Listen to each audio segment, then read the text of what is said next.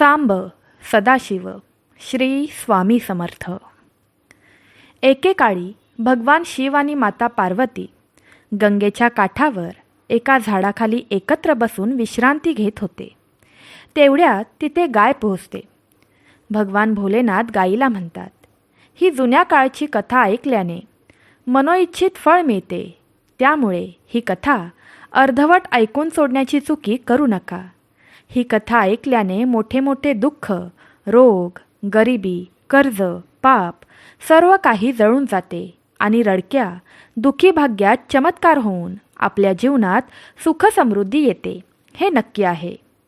प्रेमळ भक्तांनो, भगवान भोलेनाथ आणि श्री स्वामी समर्थ माऊलींचा चमत्कारी आशीर्वाद प्राप्त करण्यासाठी आत्ताच हा व्हिडिओ लाईक करून कमेंट बॉक्समध्ये सांब सदाशिव आणि श्री स्वामी समर्थ श्रद्धेने टाईप करा. बघा, तुमच्या सर्व इच्छा पूर्ण होतील. फक्त ही कथा शेवटपर्यंत ऐकत रहा. एकेकाळी भगवान शिव आणि माता पार्वती गंगेच्या काठावर एका झाडाखाली एकत्र बसून विश्रांती घेत होते. भक्तांनो, एका गायीने सांगितले आहे की कितीही मोठ्यातील मोठे दुःख संपवता येते, शेवटी चमत्कार होतच असतो. तेवढ्यात एक गाय तिथे पोहोचते आणि भगवान भोले बाबांना म्हणते, हे भगवान, आज मी तुम्हाला मानवाच्या कल्याणासाठी एक अतिशय महत्त्वाचा प्रश्न विचारण्यासाठी आले आहे. तेव्हा भगवान भोले बाबा म्हणतात, हे गाय माते, तुला मानवाच्या कल्याणासाठी कोणता प्रश्न विचारायचा आहे? तेव्हा गाय म्हणते, हे परमेश्वरा, माझा प्रश्न आहे की कोणत्याही मनुष्याचे दुःख कसे संपेल? मित्रांनो, मग गाय पुढे म्हणते, हे भगवान, या प्रश्नाचे उत्तर तुमच्यापेक्षा चांगले कोण देऊ शकेल? म्हणून हे दुःख कसे संपवायचे ते आज मला सांगा. तेव्हा भगवान भोलेनाथ म्हणतात, हे गाय माता, आज मी कथा सांगणार आहे, कृपया ती काळजीपूर्वक ऐका. मित्रांनो, जर तुम्ही ही कथा ऐकत असाल तर तुम्ही ती पूर्ण ऐकाल आणि ही कथा अर्धी अपूर्ण सोडण्याची चूक करू नका, कारण ही पवित्र कथा पूर्णपणे ऐकल्याने इच्छित फळ मिळते.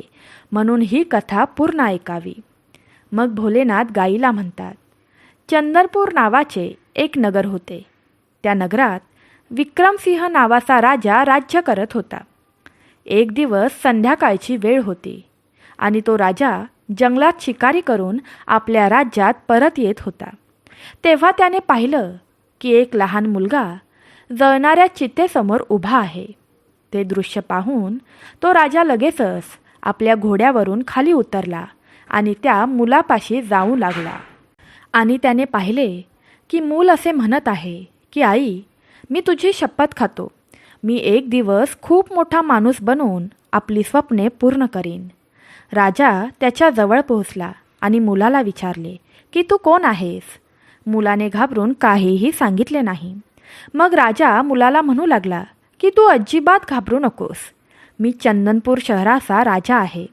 आता तर तू तुझ्या आईजवळ बसून मोठ्या मोठ्या होण्याच्या शपथी खात होतास. मला समजू शकेल का की आपण निर्जल जंगलात आपल्या आईच्या चितेजवळ बसून एकटेच का रडत आहात? आपले उर्वरित नातेवाईक कोठे आहेत? मग मुलगा म्हणतो, हे महाराज, माझी आई आणि मी या जंगलात एकटेच राहत होतो.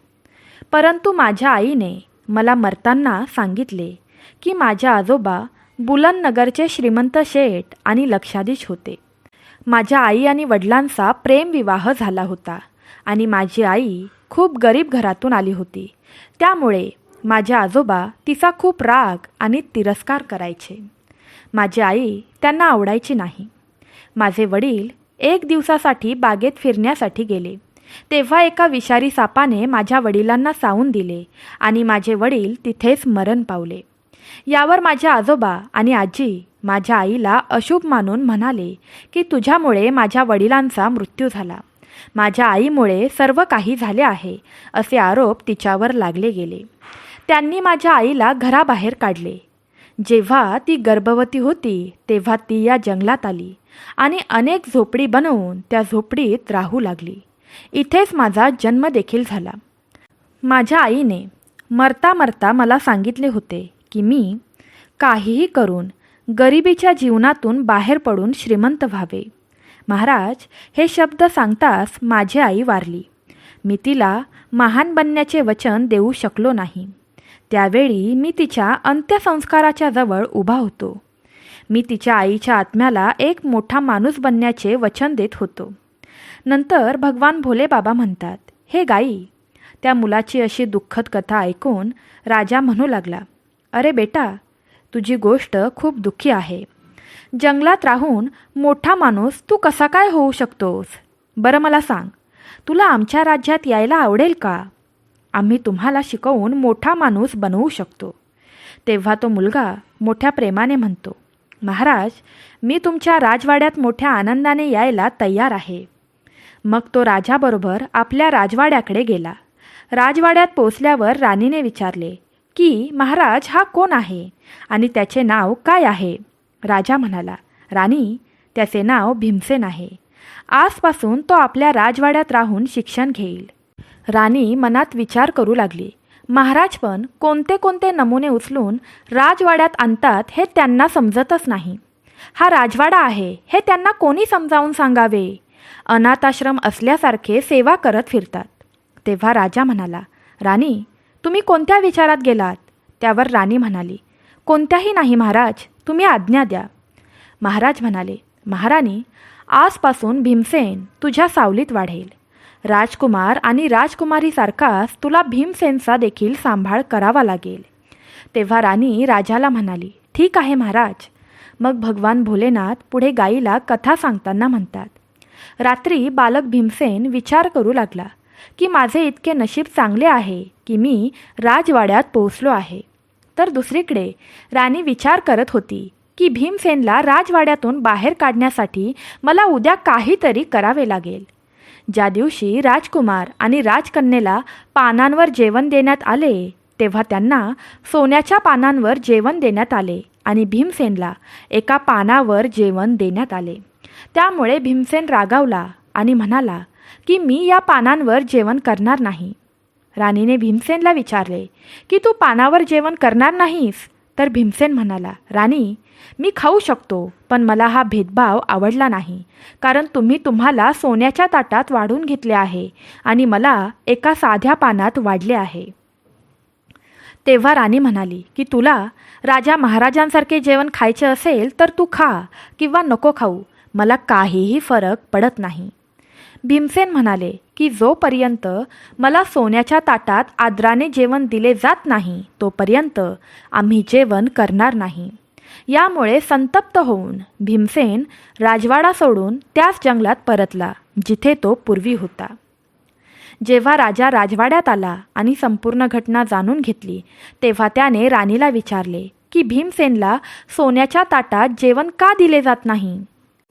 राणी म्हणाली की तिला भीमसेनची परीक्षा घ्यायची होती, पण तो खूप गर्विष्ठ आणि हुशार असल्याचे निष्पन्न झाले. याशिवाय त्याच्यात विशेष काहीच नाही. तो त्याच्या आयुष्यात काहीही बनू शकणार नाही. राजा म्हणाला, राणी, पानावर त्याला जेवण देऊन त्याची परीक्षा घ्यायची होती, पण तू ते बरोबर केले नाहीस कारण त्याला अपमान वाटला असणार. मला असं वाटतं की आता या रागामुळे त्यांनी हा महाल सोडला नाही पाहिजे. तेव्हा राणी म्हणाली, महाराज, राजवाड्यातील सुखसुविधा सोडून तो कसा जाऊ शकतो? तेव्हा राजाने ताबडतोब महालात भीमसेनचा शोध सुरू केला, पण तो राजवाड्यात कुठेच सापडला नाही. म्हणून राजाला वाटले भीमसेन अरण्यात आपल्या झोपडीत गेला असावा. मी ताबडतोब तिथे जाऊन असह्य मुलाला पुन्हा राजवाड्यात आणायला हवे. राजा घोड्यावर स्वार होऊन जंगलाकडे निघाला. इकडे भीमसेन जेव्हा जंगलात परतले होते तेव्हा गंगा नदीच्या काठी त्रिकूट नावाचे मोठे जंगल होते. त्याला दुसरे टोक नव्हते. तेथे ब्रह्मराशी नावाचे ऋषी राहत होते. तो अतिशय दयाळू होता. जेव्हा जेव्हा एखादा प्रवासी त्या मार्गाने जात असे तेव्हा तो साधू महाराज त्यांना त्यांच्या झोपडीत काही वेळ विश्रांती घेण्याची विनंती करत असत आणि नंतर प्रवास चालू ठेवत असत. प्रवासी त्याची विनंती मान्य करून त्याच्या झोपडीत विसावायचे आणि त्यांना नमन करून आपल्या मार्गावर जायचे. अशा प्रकारे साधू महाराज त्या जंगलातून जाणाऱ्या प्रवाशांची सेवा करत असत. या जंगलात भीमसेन नावाचा डाकूही राहत होता. दरोडा हा त्याचा पेशाच होता आणि जो कोणी प्रवासी त्याला पैसे देण्यास टाळाटाळ करतो तो त्याला बिनदिकपणे मारायचा. या भीतीमुळे त्या जंगलातून जाण्यापूर्वी लोक 100 वेळा विचार करायचे आणि त्या जंगलात कोणी धाडसाने शिरलेच नाही तरी डाकू भीमसेन त्याला लुटायचा. या प्रकाराने आजूबाजूच्या सर्व गावांमध्ये डाकू भीमसेनची भीती पसरली होती. एके दिवशी गावातील काही लोक जमले आणि त्यांनी डाकू भीमसेनच्या मुक्ती मिळवण्यासाठी योजना आखली. एकजण म्हणाला, भीमसेन, दरोडेखोरांची दहशत दिवसेंदिवस वाढत चालली आहे. त्याचा सामना कसा करायचा? एकजण म्हणाला, बंधू, संघटनेत खूप ताकद आहे. आपण सर्वांनी मिळून हल्ला केला तर कसे होईल? याच्या मदतीने आम्ही त्याला सहज पकडू, मग त्याचा गळा चिरून खून करू. सगळे म्हणाले, तुमची कल्पना खूप चांगली आहे. मग आजच डाकू भीमसेनवर हल्ला करायला का उशीर? मित्रांनो, पुढे कथा सांगताना भगवान भोलेनाथ म्हणाले, हे गाई. त्याच वेळी सर्वजण शस्त्रे घेऊन त्रिकूटच्या जंगलाच्या दिशेने निघाले. जंगलात पोचल्यावर सर्व डाकू भीमसेनला आव्हान देऊ लागले. तू डाकू कुठे लपला आहेस? भीमसेन, बाहेर या. आज तू आम्हाला लुटू शकणार नाहीस. मी तुझं मरण म्हणून आलो आहे. आज तू आम्हा सर्वांपासून सुटू शकणार नाहीस. शिकार करताना झुडपात लपून बसलेल्या दरोडेखोर भीमसेनला हे सर्व दिसले. अनेक लोक त्याच्या विरोधात बोलत होते. त्याला अचानक धक्का बसला. त्याला वाटले की आज जर आपण या जमावाने पकडले तर मला पळून जाणे कठीण होईल. ते त्याला सतत आव्हान देत असताना डाकू भीमसेनला वाटले की हे लोक नक्कीच मला पकडतील. मला इथून दुसरीकडे कुठेतरी लपावे लागेल, जेणेकरून मी माझा जीव वाचवू शकेन. हा विचार करून तो शांतपणे तिथून पळून गेला आणि लगेचच त्याला त्या साधूंची झोपडी दिसली. त्याला वाटले की आता आपण या झोपडीत आश्रय घ्यावा.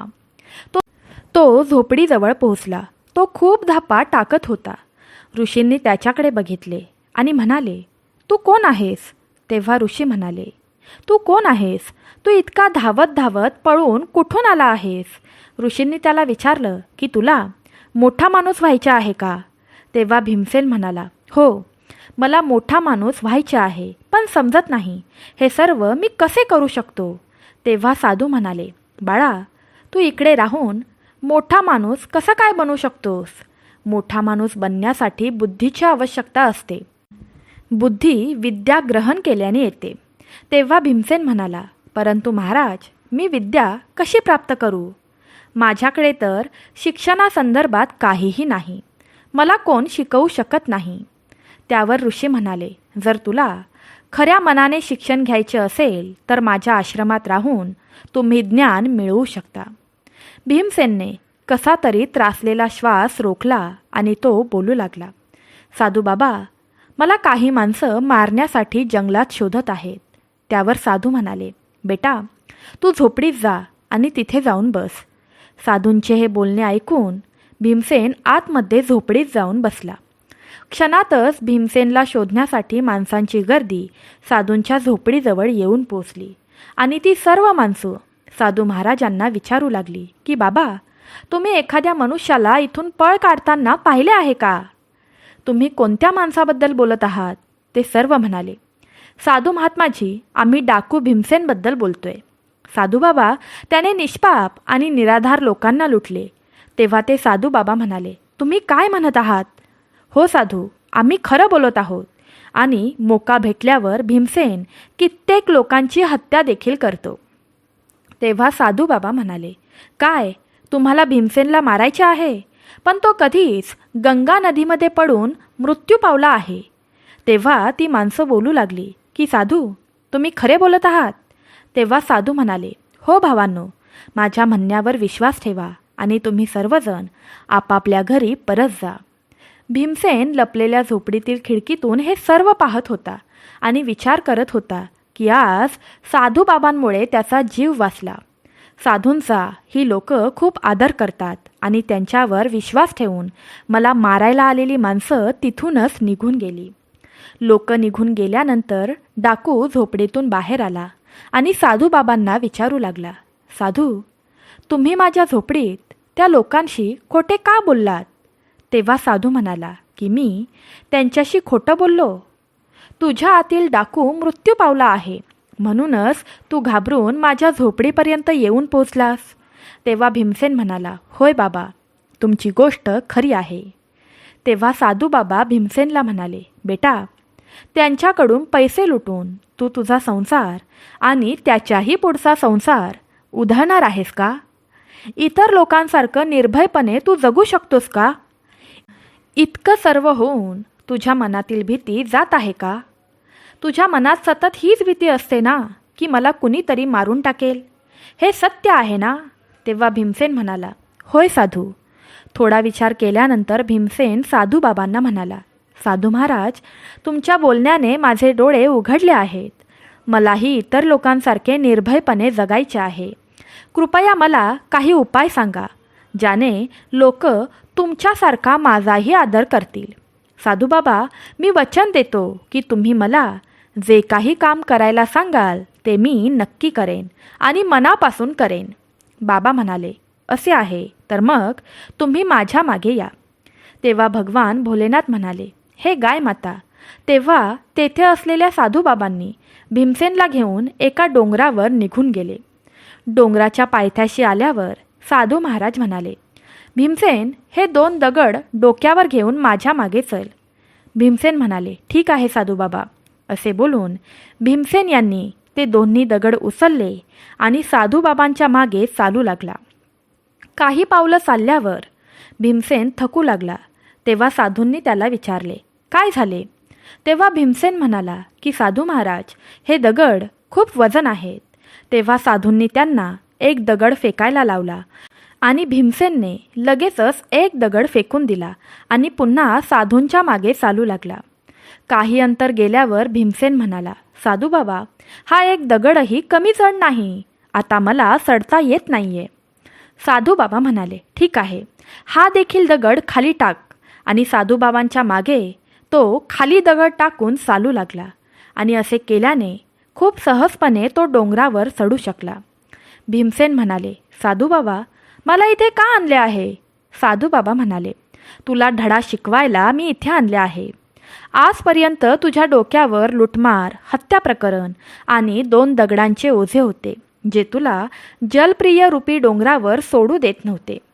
आजपासून तुला एक काम करायचे आहे, जे की आजपासून, या क्षणापासून लुटमार, हत्यामार हे सर्व प्रकरण तुला बंद करायचे आहे. ज्या लोकांचे धन आजपर्यंत तू चोरले आहेस ते सर्व त्यांना परत कर. असे केल्याने तू देखील सर्वांचा प्रिय होशील. तुम्ही सर्व लोकांचे लाडके व्हाल, तरच तुमची सर्वत्र ओळख होईल. एक चांगला माणूस म्हणून तुम्हाला सर्वजण ओळखतील. तेव्हा भीमसेन म्हणाले, ठीक आहे साधूबाबा, मी तेच करेन. पण ज्यांच्याकडून मी चोरी केली ते कोण होते हे मला माहीत नव्हते.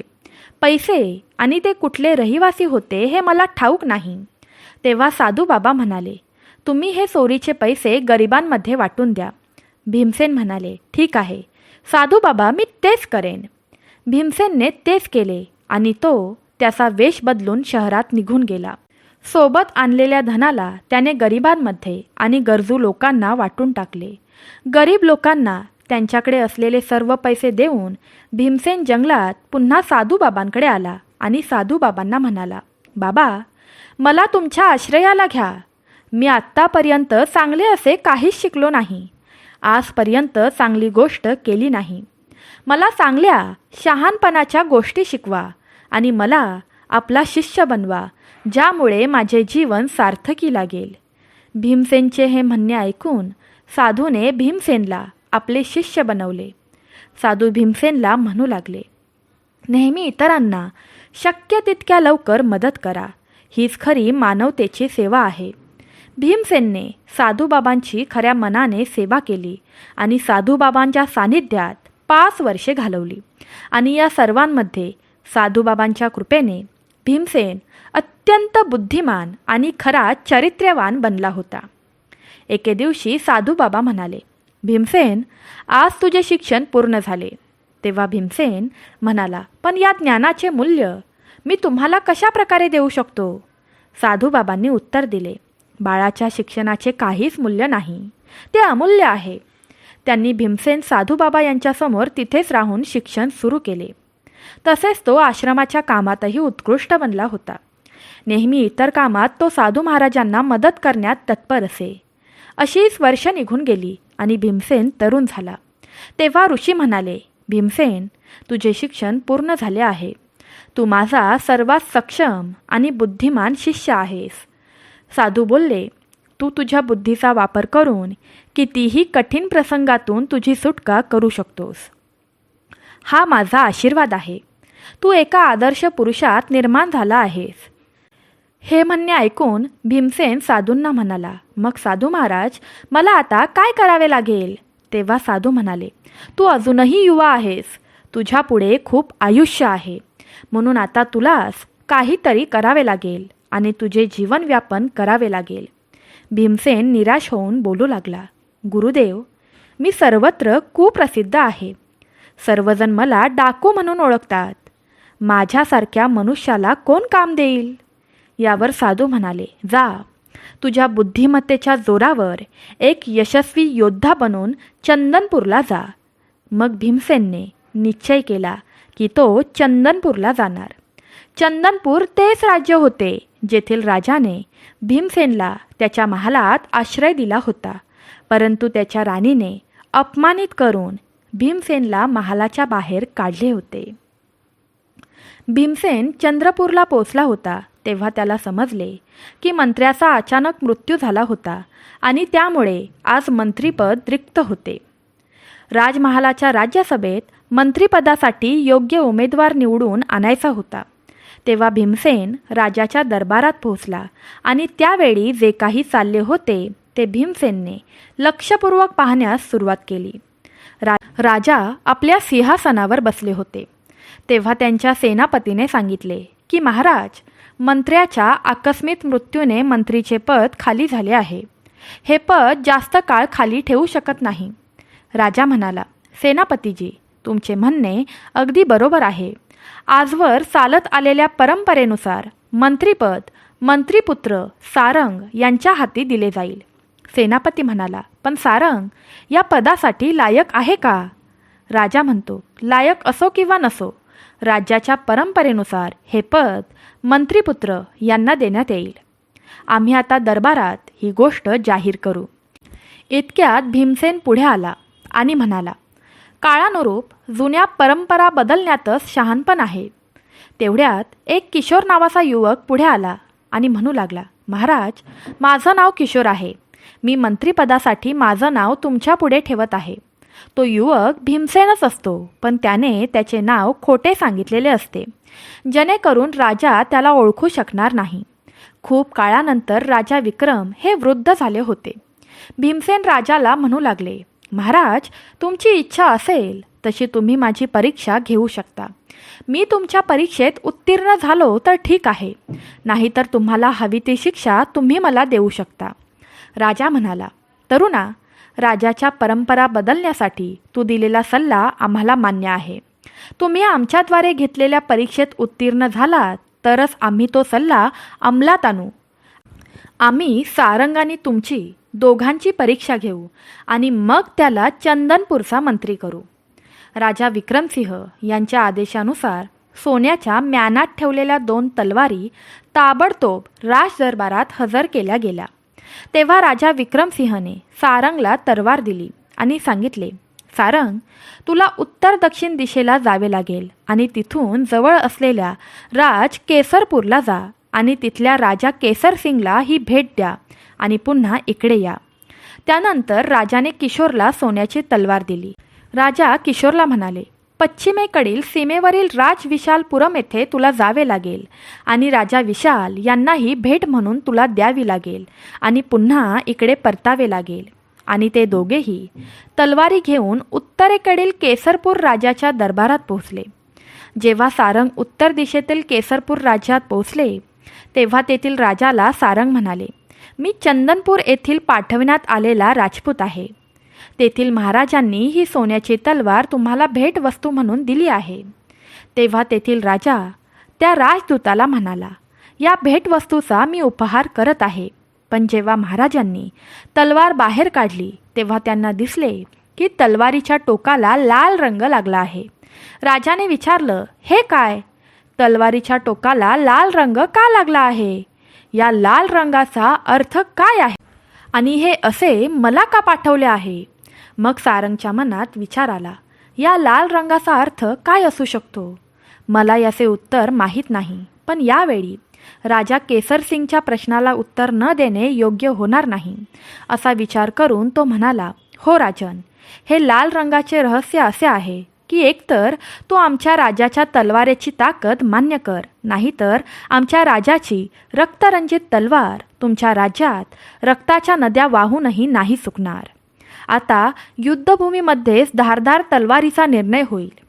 सेनापती विक्रमसिंगने लाल रंगाची तलवार पाठवून आम्हाला आव्हान दिले आहे. आजपासून आपण चंदरपूर शहरावर हल्ला करण्याचा विचार केला पाहिजे. हे ऐकून महाराज सारंग घाबरून तिथून निघून आले. तेच दुसऱ्या ठिकाणी भीमसेन विशालपूर येथे पोहोचला. तेव्हा तो तेथील राजासमोर उपस्थित राहिला. तेव्हा तेथील राजा म्हणाला, हे राजदूत, या तलवारीच्या टोकाला लागलेला हा लाल रंग आम्हाला समजत नाही.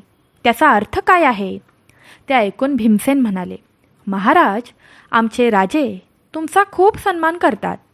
या तलवारीला तुमचा खूप आदर आहे. त्याच आदराचे प्रतीक म्हणजे तलवारीच्या टोकावर लाल रंग लावणे. म्हणजे आपला राजा आणि त्याचे राज्य तुमच्या मैत्रीसाठी कोणत्याही थराला जाऊ शकते. राजा खुश होऊन म्हणाला की ही खूप चांगली गोष्ट आहे. मी तुमच्या राज्याच्या या मित्रतेचा स्वीकार करतो आणि त्यांचे मनपूर्वक आभार मानतो. मी तुमच्या राजाचा खरा मित्र होण्याचा प्रयत्न करीन. माझे मन तन नेहमीच त्यांच्यासाठी समर्पित राहील. यानंतर राजा म्हणाला, राजदूत, मी तुमच्या राजाला सैन्य आणि काही मौल्यवान भेटवस्तू उपहार म्हणून देत आहे. आणि मग भीमसेन मौल्यवान भेटवस्तू घेऊन चंदनपूरच्या दिशेने निघाले. इथे केसरपूरच्या नगराने या राज्यावर युद्ध चालू केले होते. जेव्हा ते दोघेही आपल्या नगरात पोहोचले आणि ते त्या राजापर्यंत पोहोचले तेव्हा राजा म्हणाला, सारंग, मला सांगा, केसरपूरचा राजा तुला काय म्हणाला? तलवारीच्या टोकावर लागलेल्या लाल रंगाचा अर्थ तू त्यांना काय सांगितलास? तेव्हा सारंगने सर्व गोष्ट राजाला विस्तारपूर्वक सांगितली. तेव्हा राजा म्हणाला, सारंग, तू हे काय म्हणत आहेस? केसरसिंह स्वतः आपल्या राज्यावर आक्रमक करणार आहे? हा महाराज. त्याचवेळी एक गुप्तचर आला आणि म्हणाला, महाराज, केसरपूरचे प्रचंड सैन्य चंदनपूरकडे येत आहेत. आता आपले काय होईल महाराज? आपल्याकडे तेवढी सेनाही नाही जी त्यांच्याशी युद्ध करेल. तेव्हा लगेचच भीमसेन म्हणतो, महाराज, तुम्ही घाबरू नका. एक मोठी संघटना महालाच्या बाहेर उभी आहे. महाराज, चिंता करून काही होणार नाही. कृपया सेनापतीजींना आदेश द्या की ते केसरपूरच्या सैन्याशी युद्ध करतील. मी माझ्यासोबत आणलेल्या सैन्यांना घेऊन केसरपूरच्या सैन्यांशी युद्ध करेल. या ताकदवान हल्ल्याने केसरपूरची सेना आपल्याशी लढू शकणार नाही आणि या परिस्थितीमध्ये विजय आपलाच होणार. युद्धामध्ये विजय मिळवल्यानंतर महाराजांनी सारंग आणि भीमसेनला महालात बोलवले. महाराज बोलू लागले, भीमसेन, आज तुझ्यामुळे आम्ही जिंकलू शकलो आहोत. या क्षणी आम्ही तुला मंत्रीच्या पदावर नियुक्त करत आहोत. तेव्हा सारंग बोलू लागला की महाराज, हा तर माझ्यासोबत अन्याय झाला आहे. तेव्हा ते महाराज बोलू लागले, मी तुम्हा दोघांनाही, दोन्ही राजांना एकच भेट द्यावी असे सांगितले होते. पण तुम्ही दोघांनीही आपापल्या बुद्धीने सभेचा निरनिराळा अर्थ सांगितला आणि सारंग, तू तुझ्या बुद्धिमत्तेने त्या राजाला चुकीचे उत्तर दिले आणि कायमचे त्यांना आणि आम्हाला शत्रू बनवले. पण त्या उलट भीमसेनने अतिशय चांगल्या प्रकारे उत्तर दिले. भीमसेनने मोठ्या बुद्धिमत्तेने त्या प्रश्नाचे उत्तर दिले. म्हणूनच आम्ही भीमसेन म्हणजेच किशोर यांना चंदनपूर नगरचे नवे मंत्री बनवत आहोत अशी घोषणा करतो. त्यानंतर त्याच रात्री किशोरच्या सन्मानार्थ किशोरला जेवायला बोलवले. महाराणीने स्वतः किशोरला आपल्या हातांनी जेवण वाढले. तेव्हा किशोर बोलू लागला, मला क्षमा करा महाराज, पण मी चांदीच्या ताटात जेवण्याऐवजी सोन्याच्या ताटात जेवणे पसंत करेन. तेव्हा महाराणी म्हणाली, ठीक आहे, भीमसेनला सोन्याच्या ताटात जेवण दिले जाईल, याची आम्ही व्यवस्था करू. जेव्हा सोन्याच्या ताटात भीमसेनला वाढले गेले तेव्हा ते बोलू लागले, हे पहा महाराणी, तो दिवस आलाच ज्या दिवशी तुम्ही एका गोष्टीसाठी नकार दिला होता. राणीने विचारले, मंत्री, तुम्ही काय बोलत आहात? मंत्र्याने उत्तर दिले, महाराणीजी, तुम्ही आठवण्याचा प्रयत्न करा. तुम्ही 20 वर्षांपूर्वी भीमसेन नावाच्या मुलाला सोन्याच्या ताटावर जेवण वाढण्यावरून हकलवून दिले होते. त्यावर राणी म्हणाली, हो, मला आठवते की त्या जाड मुलाने अन्न खाण्यास नकार दिला होता आणि तो बोलला होता की जेव्हा मला सोन्याच्या ताटात वाढले जाईल तेव्हाच मी जेवण करेन. मग लगेचच महाराणी म्हणाली, पण तुम्हाला या सर्व गोष्टी कशा माहिती? तेव्हा भीमसेन म्हणाला, महाराणी, मी तोच लहान बालक आहे ज्याला तुम्ही हकलवून दिले होते. तेव्हा विक्रमसिंह राणीला म्हणाले, हे बघ राणी, ज्याला तू गर्विष्ठ समजत होतीस तोच आजचा मंत्री आहे. तेव्हा भीमसेन राजाला म्हणाला, महाराज, जर त्या वेळेला महाराणीने माझा तसा अपमान केला नसता तर माझ्या मनात खूप मोठे होण्याची इच्छा जागृत झाली नसती. मी कधीच बुद्धिमान व्यक्ती बनू शकलो नसतो. माझ्यावर तर महाराणीचे उपकारच आहेत. या प्रकारे मंत्रीने कुशलतापूर्वक मंत्र्याचे पद सांभाळले. यानंतर रोज एक पत्र विक्रमसिंहाने भीमसेनाला दिले आणि सांगितले, तुम्ही त्या उधमपर राज्यात जा, कारण त्या राज्यात चोरी खूप वाढली आहे, कारण तिथल्या राजाने मला ते पत्र लिहून दिले आहे. कृपया तुम्ही तुमच्या विवेकबुद्धीने तेथील चोरीचे प्रमाण पूर्णपणे थांबवा. आणि मग लगेच भीमसेन घोड्यावर बसून उधमपरच्या दिशेने निघाला. दिवसरात्र चालल्यानंतर तो राजा शशिकांत सिंह यांच्यापर्यंत पोहोचला आणि राजाला बोलला, राजा विक्रमसिंहने हे पत्र तुमच्याकडे पाठवले आहे. तेव्हा राजा म्हणाला, अच्छा, राजा विक्रमसिंहाने तुला मदतीसाठी माझ्याकडे पाठवले आहे. भीमसेनकडून पत्र घेऊन राजाने ते पत्र वाचले, ज्याच्यामध्ये लिहिले होते की पत्र घेऊन जो व्यक्ती तुझ्याकडे आला आहे तो गेले 5 वर्ष माझ्याकडे मंत्रिपदावर आहे. माझ्याकडे 5 वर्ष घालवल्यानंतर त्याचे मन पूर्णपणे साफ झाले आहे. माझ्या शिक्षणामुळे त्याची बुद्धी पूर्णपणे तीव्र झाली आहे. यामुळे मला असे वाटते की तुम्ही त्यांना एखाद्या महत्त्वाच्या पदावर नियुक्त करणे योग्य होईल. हे सर्व वाचून तो राजा पूर्णपणे विचारात गेला. हा मनुष्य एकेवेळी डाकू होता आणि त्यानंतर तो राजा बनला आहे. काय याला महत्त्वाच्या पदावर नियुक्त करणे योग्य ठरेल? नंतर कथा पुढे सांगताना भगवान भोलेनाथ म्हणाले, हे गाय माता. मग त्यांच्या मनात दुसरा विचार आला की या माणसाने भूतकाळात काहीही केले असेल, परंतु जेव्हा राजा विक्रमसिंह यांच्यासारख्या अनुभवी राजाने हे सर्व सांगितले असेल तर निश्चितच हे खरे आहे. हा नक्कीच बुद्धिमान असेल. आणि असा विचार मनात येताच तो राजा भीमसेनला म्हणू लागला, तुझे नाव काय आहे? तेव्हा त्याने उत्तर दिले की होय महाराज, माझे नाव भीमसेन आहे. तेव्हा तो राजा भीमसेनला म्हणाला की आजपासून आम्ही तुला विशेष सल्लागार म्हणून तुझी नियुक्ती करत आहोत. तेव्हा भीमसेन म्हणाला, महाराज, मी तर खूप नशीबवान आहे. त्या दिवशी राजा शशिकांत भीमसेनसह राजदरबारात पोहोचले आणि त्यांना म्हणाले, भीमसेन, आजपासून तुम्ही इकडे बसणार आहात. भीमसेनने त्यांची जागा घेतली होती.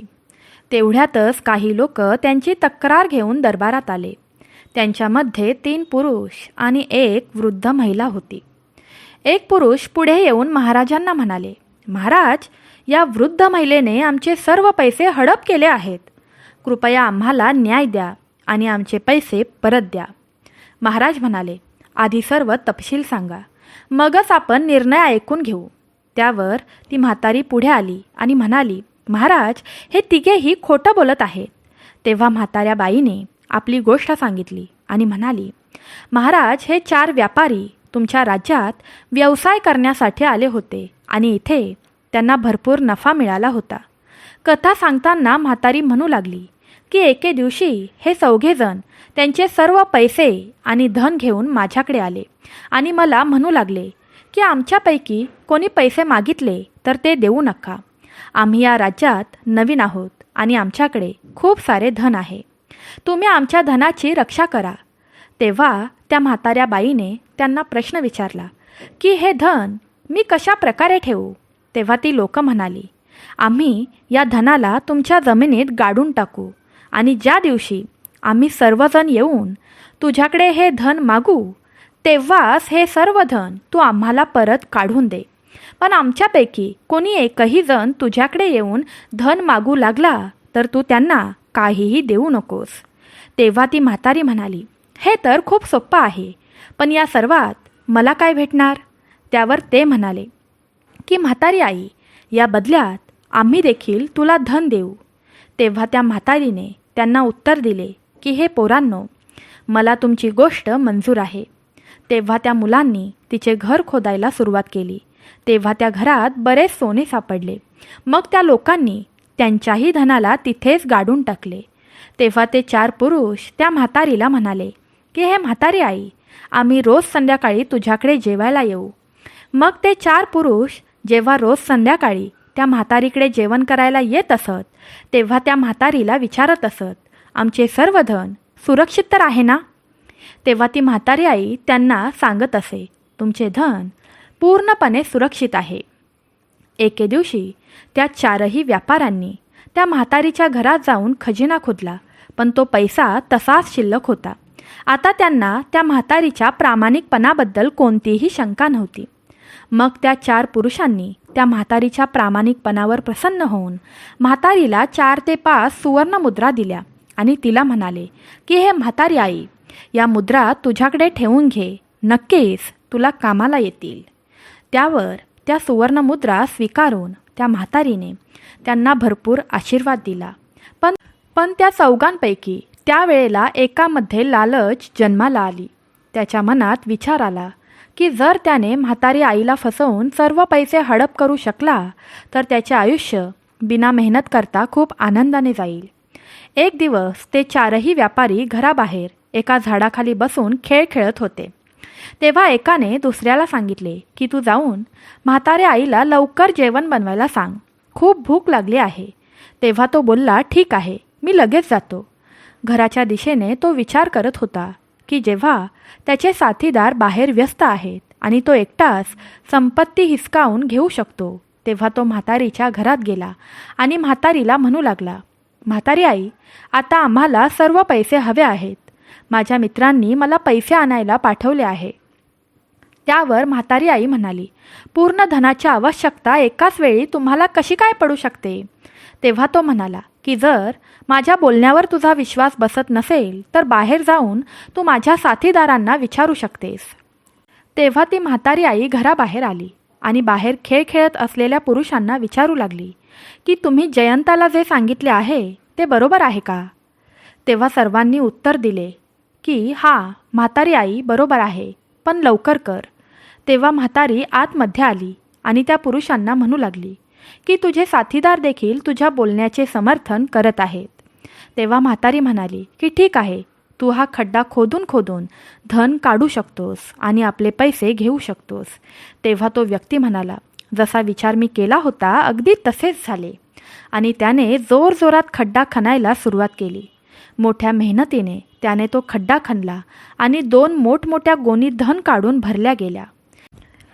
यानंतर तो म्हातारीला म्हणाला, म्हातारी आई, तू जरा तांब्या भरून पाणी घेऊन ये, मला खूप तहान लागली आहे.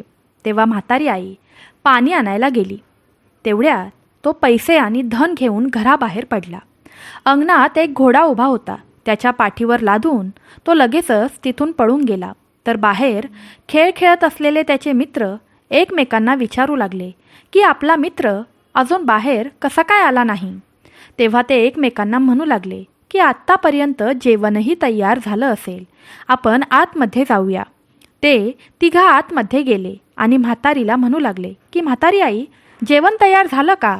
आम्ही तर खूप आधीच आमच्या मित्राला आमच्यासाठी जेवण करायला सांगितले होते. तेव्हा म्हातारी म्हणाली, अरे, त्या व्यक्तीने तर मला काहीच सांगितले नाही. तो व्यक्ती सर्व धन आणि पैसे घेऊन केव्हाच तुमच्याकडे निघून गेला आहे.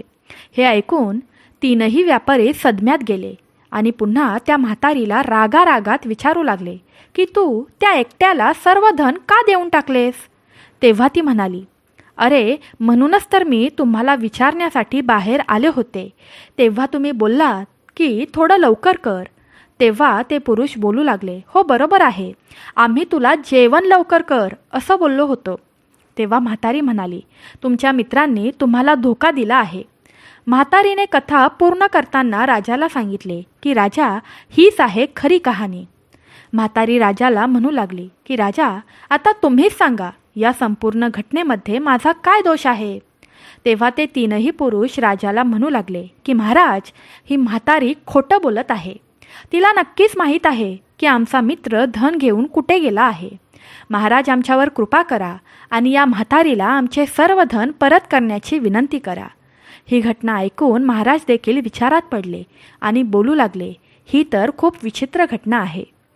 आता हे लोक कशा प्रकारे हे सर्व सांभाळतील हा विचार करून तेथील राजाने ठरवले की ही अडचण भीमसेनला मी सांगतो, त्यामुळे त्याची बुद्धी कितपत काम करते हे देखील मला समजेल.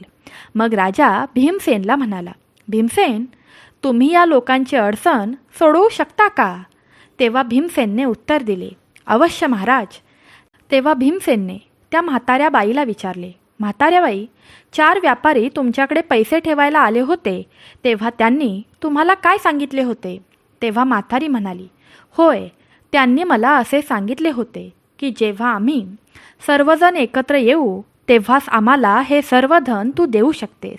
आमच्यातील कोणीही एकटा आल्यावर तू त्यांना धन देऊ नकोस, असे त्यांनी मला सांगितले होते, असे म्हातारीने भीमसेनला उत्तर दिले.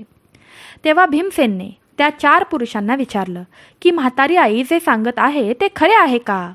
तेव्हा ते पुरुष म्हणाले की म्हातारी जे सांगत आहे ते खरे आहे, यावर आम्हाला शंका नाही.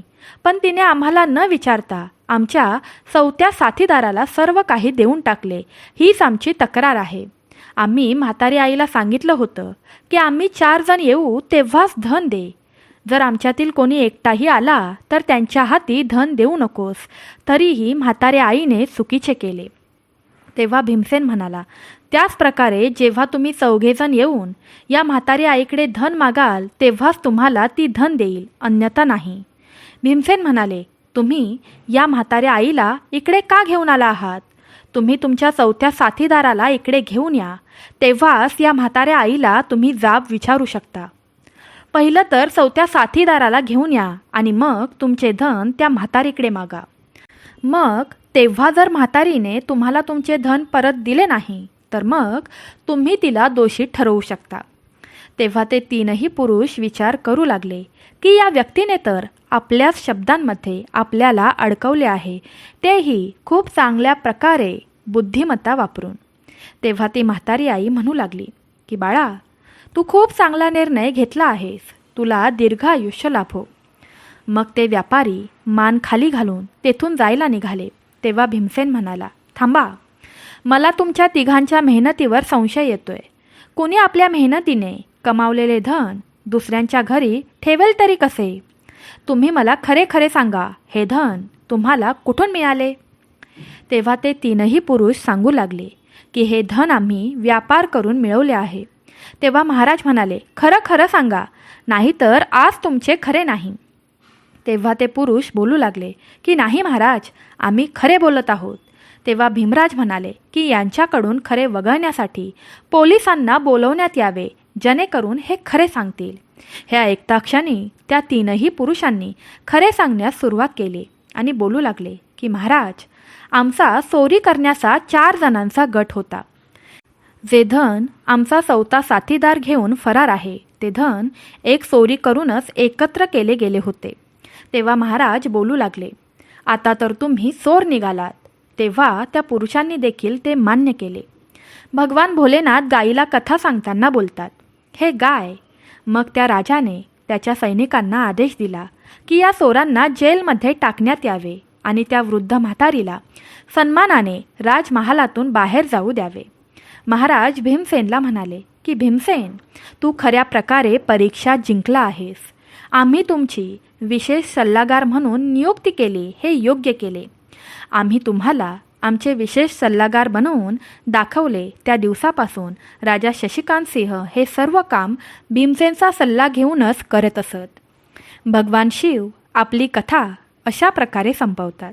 मित्रांनो, ही कथा तुम्हाला आवडली असेल तर कमेंट बॉक्समध्ये हर हर महादेव लिहा.